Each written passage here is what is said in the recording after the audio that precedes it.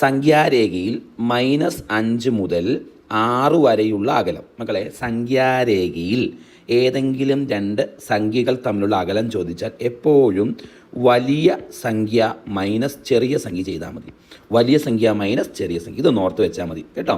സംഖ്യാരേഖയിലെ ഏതെങ്കിലും രണ്ട് സംഖ്യകൾ തമ്മിലുള്ള അകലം കാണാൻ ചോദിച്ചാൽ എപ്പോഴും വലിയ സംഖ്യ മൈനസ് ചെറിയ സംഖ്യ ചെയ്താൽ മതി. ഇതിലെ -5 6 വലുത്, ഇതിലെ വലിയ സംഖ്യ 6. Okay, minus. ഇനി ചെറിയ സംഖ്യ -5 കണ്ടോ. അപ്പോൾ 6 + 5 എന്ന് വരും. ആൻസർ 11 കിട്ടും. എപ്പോഴും ഓർക്കുക കേട്ടോ.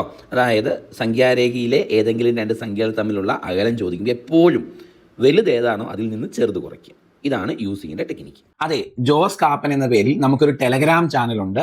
നിങ്ങൾ അതിൽ ജോയിൻ ചെയ്തിട്ടില്ലെങ്കിൽ വേഗം ജോയിൻ ചെയ്യുക. വേറൊന്നുമില്ല, ടെലഗ്രാം എടുക്കുക, എന്നിട്ട് സെർച്ച് ബാറിൽ ഈ കാണുന്നത് പോലെ ക്യാപിറ്റൽ ലെറ്ററിൽ JOSEKAPPEN എന്ന് സെർച്ച് ചെയ്യുക. അപ്പം നമ്മുടെ ടെലഗ്രാം ചാനൽ കിട്ടും, ജോയിൻ ചെയ്യുക. നമ്മുടെ യൂട്യൂബിലെ ക്ലാസ്സുകളുടെ അപ്ഡേഷൻസ് എല്ലാം മിസ്സാവാതിരിക്കാൻ നിങ്ങളത് ഒത്തിരി ഹെൽപ്പ് ചെയ്യും, മറക്കണ്ട.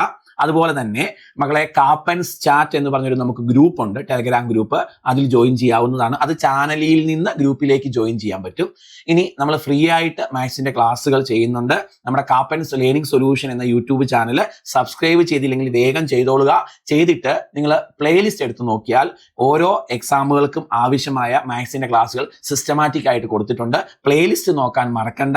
LDCക്ക് വേണ്ടിയുള്ളതുണ്ട്, VFAക്ക് വേണ്ടിയുള്ളതുണ്ട്, LP UP ഉണ്ട്, LGS ഉണ്ട്, അതുപോലെ ഡിഗ്രി ലെവൽ പരീക്ഷകൾക്ക് വേണ്ടിയുള്ളതുകൊണ്ട് 10th ലെവൽ 12th ലെവൽ എല്ലാത്തിൻ്റെയും പ്ലേലിസ്റ്റ് തിരിച്ച് മാത്സിന്റെ ക്ലാസ്സുകൾ സിസ്റ്റമാറ്റിക് ആയിട്ട് കിടപ്പുണ്ട്. അപ്പോൾ ആ ക്ലാസ്സുകൾ മിസ്സാക്കരുത്, മറക്കണ്ട.